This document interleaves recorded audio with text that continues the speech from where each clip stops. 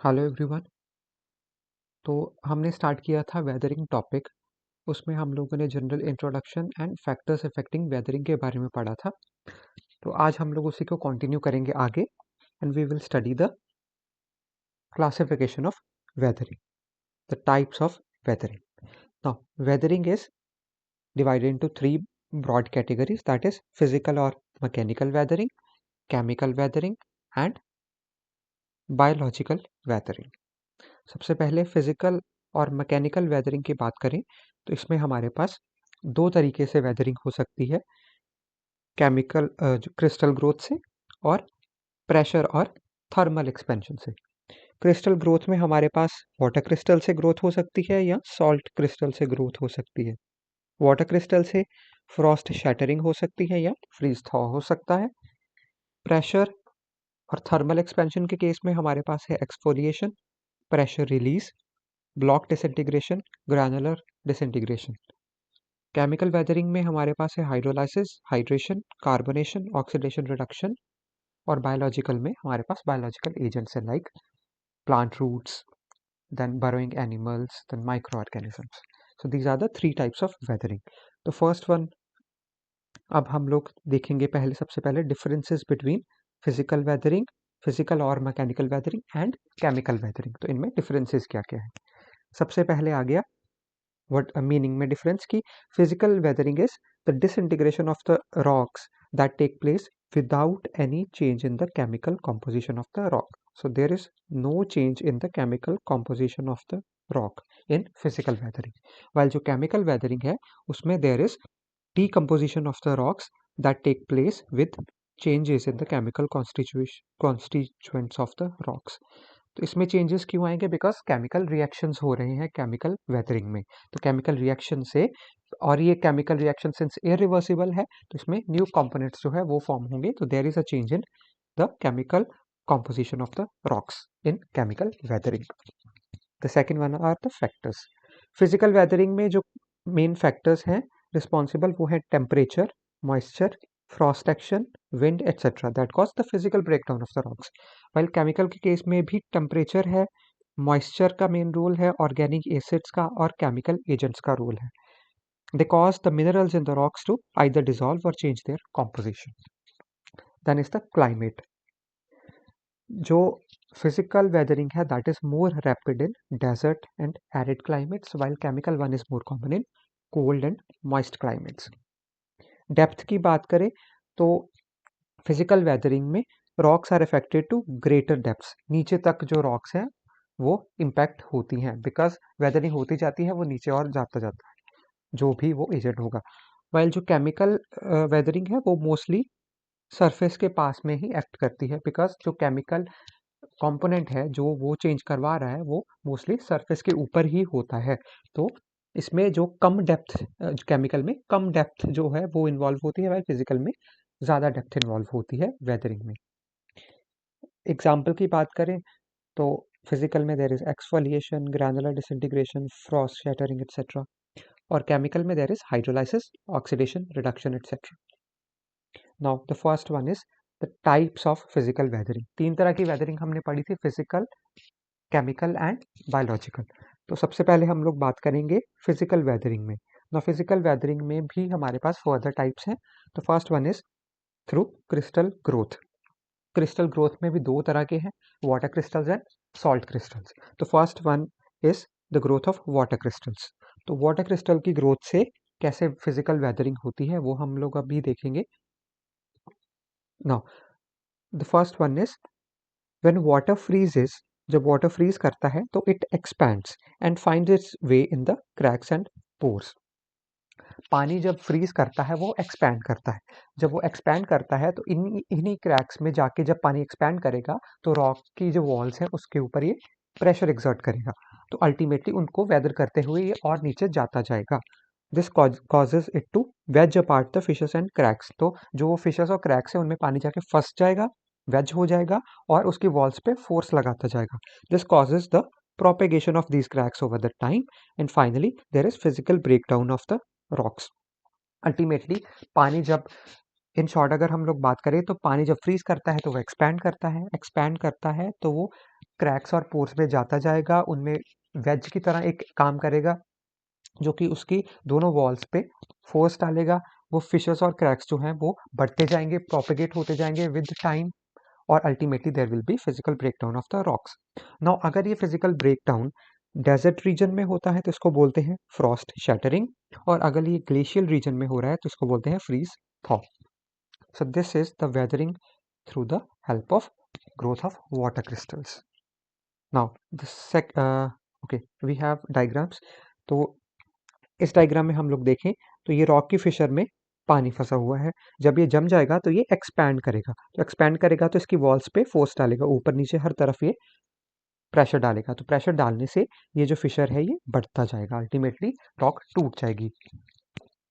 In this also water enters into the cracks in the rocks. Water freezes and expands and widens the cracks. Then ice will melt and water goes deeper into the cracks.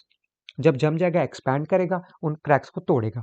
Finally जब suppose temperature बढ़ेगा या दिन होगा तो वो वही पानी melt करेगा, मेल्ट करके वो पानी उन्हीं क्रैक्स पे और नीचे जाएगा, फिर जम जाएगा, फिर एक्सपैंड करेगा, फिर फोर्सेस डालेगा और डीप होता जाएगा। ऐसे ही अल्टीमेटली रिपीटेडली वो क्रैक जो है वो डीप होता जाएगा और अल्टीमेटली एक टाइम पे वो रॉक ओवर द टाइम टूट जाएगी। जैसे इसमें देख सकते हैं हम लोग, ये वाटर से क्रैक्स आए हैं और इन क्रैक्स की फर्दर डीपनिंग से ये रॉक टूटती जा रही है, अल्टीमेटली ये पूरी डिसइंटीग्रेट हो जाएगी। और एक सिनेरियो ये भी है, जैसे अगर हम लोग माउंटेन्स में जाते हैं जहाँ पे बर्फ़ रहती है, तो वहाँ पे जो ये रोड्स होती हैं ये ऑलमोस्ट हर सीज़न में टूट जाती हैं, हर साल में ये रोड्स टूट जाती हैं और दोबारा दोबारा बनानी पड़ती हैं। तो इसका रीज़न भी यही है कि ये जो रॉक जो रोड के क्रैक्स हैं, इनमें ये बर्फ़ जो है ये चली जाएगी। जब ये बर्फ़ जम जाएगी तो इन्हीं क्रैक्स को ये प्रोपेगेट करेगी, जैसा कि अभी हमने ऊपर देखा सारा जो प्रोसेस था। तो वैसे ही ये इन क्रैक्स को प्रोपेगेट करती जाएगी। जब ये पिघलेगा पानी और नीचे जाएगा, फिर जमेगा, फिर क्रैक्स और वाइडन होते जाएंगे, तो ऐसे अल्टीमेटली सड़क जो है वो टूटती जाएगी, बिकॉज ये क्रैक्स बढ़ते ही जाएंगे। तो इसीलिए माउंटेन रीजन्स में ये प्रॉब्लम आती है कि बार बार जो है वो रोड टूट जाती है और ऑलमोस्ट हर साल दोबारा से बनानी पड़ती है, जहाँ पे काफ़ी ज़्यादा बर्फ होती है। The second one is the growth of salt crystals which is also known as haloclasty or salt weathering. तो पहले हमने पढ़ा था growth of water crystals. Now this is the growth of salt crystals, जिसको हम लोग हेलोक्लास्टी या सॉल्ट वेदरिंग भी बोलते हैं। तो इसमें क्या होता है, there is growth of salt crystals by crystallisation as moisture evaporates creating pressure in the pore spaces and cracks. तो क्रिस्टलाइजेशन होती है, वाटर इवेपोरेट होता जाता है, अल्टीमेटली वो क्रिस्टल्स जो हैं वो प्रेशर डालते जाते हैं और फर्दर जो रॉक है वो उसमें क्रैक्स पड़ते जाते हैं और वो फाइनली टूट जाती है। This is the haloclasty. Same वही वाटर की तरह ही है, बस इसमें सॉल्ट क्रिस्टल्स की ग्रोथ हो रही है थ्रू क्रिस्टलाइजेशन। तो ऐसे क्रैक्स बनते जाएंगे और जो रॉक है वो वेदर ऑफ हो जाएगी। Then second one is the pressure और थर्मल एक्सपेंशन। जो पहले हमने पढ़ा था that was the crystal growth, जिसमें हमने वाटर और सॉल्ट के बारे में पढ़ा था। अब सेकंड वन इज प्रेशर और thermal expansion, that is thermodynamic weathering. Thermo is for temperature, dynamic is for pressure. तो थर्मोडायनेमिक वेदरिंग होगी। उसमें फर्स्ट टाइप है हमारे पास एक्सफोलिएशन। तो एक्सफोलिएशन में क्या है, there is rapid expansion and contraction of the surface rocks which weakens the outer shell of the rocks creating cracks and causing the rock shell to peel off. Example, exfoliation do. तो इस case में क्या होता है कि जो rock का ऊपर वाला सरफेस है उसमें रैपिड एक्सपेंशन एंड कंट्रैक्शन होती है, mainly because of change in temperature. तो एक्सपेंशन और कंट्रैक्शन की वजह से जो ये सरफेस रॉक है वो वीक हो जाती है। वीक होने की वजह से ये जो रॉक का आउटर शेल होता है, मतलब बाहर वाली कवरिंग होती है, वो अल्टीमेटली उसमें क्रैक्स आ जाते हैं और वो क्रैक्स जो हैं वो पील ऑफ होते जाते हैं, टूट के निकलते जाते हैं और नीचे से नई वाली रॉक आती जाती है। तो अल्टीमेटली ये यहाँ से इसको बोल सकते हैं कि घुलता जा रहा है, कम होता जाएगा ये, बिकॉज इसकी ऊपर वाली लेयर वेदर हो जाएगी, उसके बाद नीचे वाली एक्सपोज होगी, उसके साथ भी सेम चीज़ होगी, तो ये वेदर करते हुए ऐसे कम होता जाएगा। जैसे कि ये एग्जांपल है, this is in Bangalore, gneiss rock है ये, it is an archaeological site. ASI के अंडर है बेंगलोर में, लाल बाग। तो यहाँ पे ये रॉक में वेरी प्रोमिनेंट है कि यहाँ पे ये जो क्रैक्स हैं, तो ये ऊपर वाली लेयर पील ऑफ होती जा रही है, ये नीचे वाली एक्सपोज होती जा रही है। ये ऊपर वाली थी, उसके नीचे ये है, उसके नीचे ये है, फिर ये है। ऐसे ऊपर वाली लेयर्स जो है वो क्रैक्स के साथ में वो पील ऑफ होती जाएंगी, टूटती जाएंगी, ये नीचे वाली एक्सपोज होती जाएंगी। तो इस तरह से इसमें वेदरिंग चलती रहेगी। Similarly in this diagram, this picture also we can see, एक ये लेयर है, ये लेयर है, ये है, ऐसे अलग अलग लेयर्स हैं। ये वेदर ऑफ होती जाएंगी, ऊपर वाली लेयर्स और नीचे वाली एक्सपोज होती जाएंगी, और सेम उनके साथ भी यही होगा। और ऐसे चलते चलते स्लोली ये पूरी रॉक जो है ये वेदर ऑफ हो जाएगी। Then second one is pressure release. Pressure release में क्या होगा? Confining pressure from the weight of the overlying rocks is released when the upper layers of the rocks are removed by degradation. This causes the rock to expand, leading to the development of cracks and fractures. Same वही चीज है कि ऊपर वाली layers जब पील of होके निकल गई, तो जो ऊपर वाली लेयर का प्रेशर था नीचे वाली लेयर्स पे वो कम होता जाएगा, बिकॉज ऊपर वाली लेयर तो खत्म होती जा रही है। तो अल्टीमेटली वो प्रेशर जो था वो कम होता जाएगा, रॉक से नीचे वाली रॉक्स एक्सपोज होती जाएंगी। वो अपर लेयर्स जो थी वो डिग्रेड होती जा रही है, नीचे वाली एक्सपोज होती जा रही है, उनमें प्रेशर कम होता जा रहा है, बिकॉज ऊपर उनके ऊपर जितना भी वेट था वो कम होता जा रहा है, बिकॉज ऊपर वाली लेयर्स तो जाती जा रही हैं। तो this will cause the rock to expand, जो नीचे वाला पार्ट निकलेगा वो एक्सपैंड होगा, बिकॉज प्रेशर उसके ऊपर अब कम हो रहा है। That will lead to development of cracks and fractures. तो इस तरह से ये ऊपर वाली एक लेयर थी, ये डिग्रेड हो रही है, तो अब नीचे वाली ये लेयर निकल आई है, तो इसके ऊपर प्रेशर कम हो गया, बिकॉज अब ये वाला पार्ट जो है इसके ऊपर नहीं है। तो this will cause it to expand. तो एक्सपेंशन से उसमें फ्रैक्चर्स आ जाएंगे, बिकॉज उसके ऊपर प्रेशर कम हो रहा है।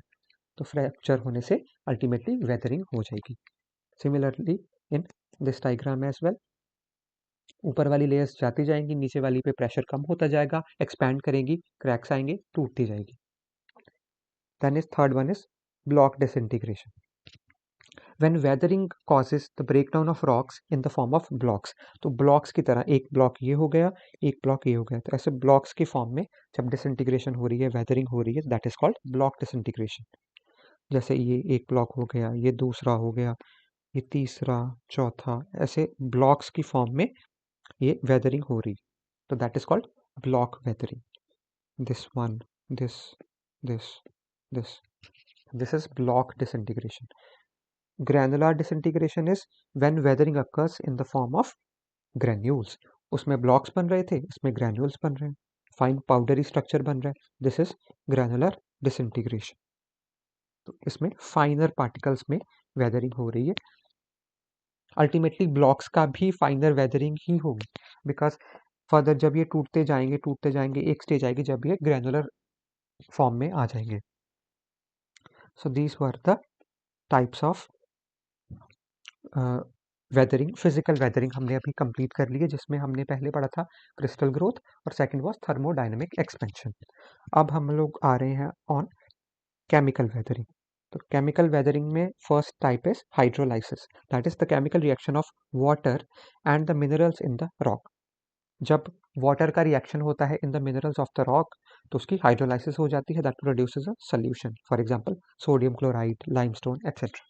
तो इस तरह से वाटर का रिएक्शन होता जाएगा और एक नया कंपाउंड बनता जाएगा। सपोज वाटर ने रिएक्ट किया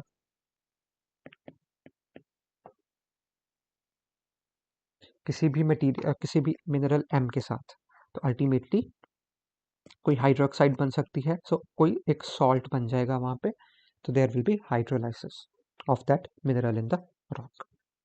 जैसे ये लेयर्स में हमें दिख रहा है, इस तरह से इसकी हाइड्रोलाइसिस होती जाएगी, that is chemical reaction. Second one is hydration. Hydration में when the mineral incorporate waters into their molecular structure. जो फर्स्ट वाला था हाइड्रोलाइसिस, उसमें वाटर का डायरेक्ट रिएक्शन हो रहा था मिनरल के साथ। हाइड्रेशन में क्या है, जो वाटर है वो उस रॉक के मिनरल्स के केमिकल कॉम्पोजिशन में जा रहा है, जैसे कि gypsum, that is calcium sulphate plus इसमें वाटर ऐड हो जाता है। तो ये वाटर जो ऐड होता है ये इसके केमिकल फॉर्मूला में जाता है। So that is for example gypsum, जो पीओपी हम लोग यूज करते हैं, जैसे तो उसमें हाइड्रेशन होती है। हाइड्रोलाइसिस में वाटर के साथ रिएक्शन होके कोई एक प्रोडक्ट बन रहा है। हाइड्रेशन में जो वाटर है it is directly being incorporated into the chemical structure of that mineral. तो इस तरह से इसकी भी वेदरिंग होती जाएगी। For example these rocks, gypsum हो गया ऐसे, this is the hydration. Then we come on to carbonation. Carbonation में क्या है, rain water absorbs carbon dioxide and gets converted into carbonic acid which weathers the rock. So atmosphere में carbon dioxide है, जब पानी आता है तो वो कार्बन डाइऑक्साइड जो वाटर के साथ रिएक्ट करती है रेनफॉल के, तो ultimately there is the formation of carbonic acid. तो ये कार्बोनिक एसिड जो है ये रॉक्स को वेदर ऑफ करता है। फॉर एग्जाम्पल लाइमस्टोन टोपोग्राफीज, डोलोमाइट केव। तो लाइमस्टोन और डोलोमाइट की केव्स बनती हैं।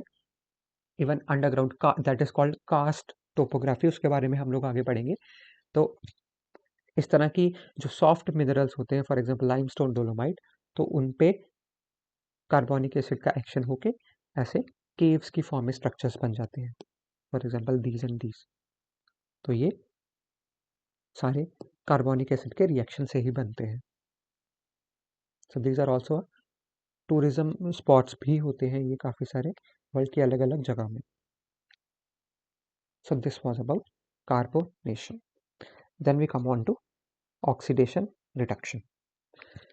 ऑक्सीडेशन रिडक्शन में क्या है, there is either addition or removal of oxygen which results in the oxidation or reduction of the rock. It causes discoloration of the rock. This will cause discoloration of the rock and these are the first visible signs of chemical weathering.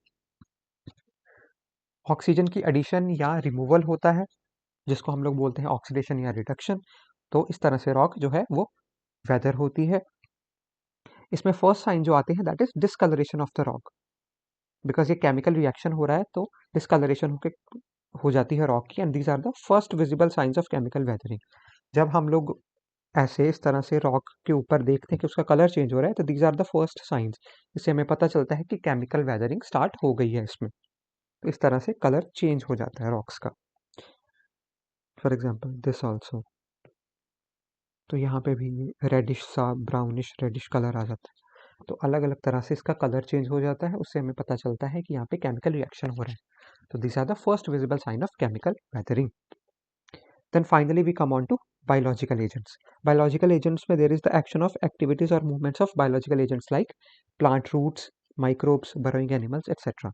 तो for example algae या lichens जो rock के ऊपर grow करते हैं, तो ये rock को ब्रेक डाउन करते हैं। ऐसे ही एक रॉक के बीच में ऐसे पेड़ लगा है तो इसकी जो रॉक्स इसकी जो रूट्स हैं वो रॉक को तोड़ती जाती हैं। इवन इसका जो ये स्ट्रक्चर है ये भी रॉक को तोड़ के ही बाहर निकला है। तो इस तरह से ये वेदरिंग में हेल्प करते हैं। और ऐसे बरोइंग एनिमल्स जो हैं ये भी सरफेस को खोद के रॉक को तोड़ के उसके अंदर जाके रहते हैं। तो इस तरह से ये वेदरिंग में हेल्प करते हैं। Finally anthropogenic activities that is the human activities, उनकी वजह से भी वेदरिंग होती है। For example mining, road construction, farming, etc. They also cause mechanical weathering of the rocks by excavating them and rendering them more vulnerable to the agents of degradation. So these were all the different types of weathering. So this is all about the topic of weathering.